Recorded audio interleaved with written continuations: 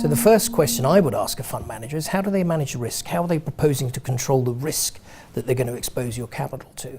And risk is a fairly dry subject, so for me, I'd hope that they can explain it in relatively straightforward terms. It doesn't have to be hugely complicated, but they should at least have an understanding of what their risk management process is. And I think it's very important to ask any financial services professional who's going to advise you on how you're going to invest your money to tell you about how they manage their own money, because actually they should be proposing a pretty similar process for you as they're using themselves. The second question I would ask any potential fund manager is, how am I going to interact with my portfolio? You know, what am I going to see as the investor? Am I going to get regular emails? Can I see my portfolio online? How are you going to write to me? How often are you going to communicate with me?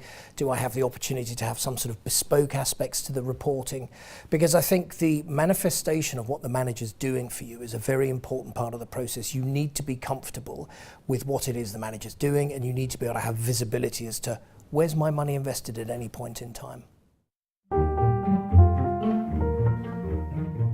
The final question I would ask any potential fund manager is, who's going to be looking after me? Who am I going to be working with? Because when any of us go and look to appoint a new fund manager, we hope it's going to be a long-term relationship.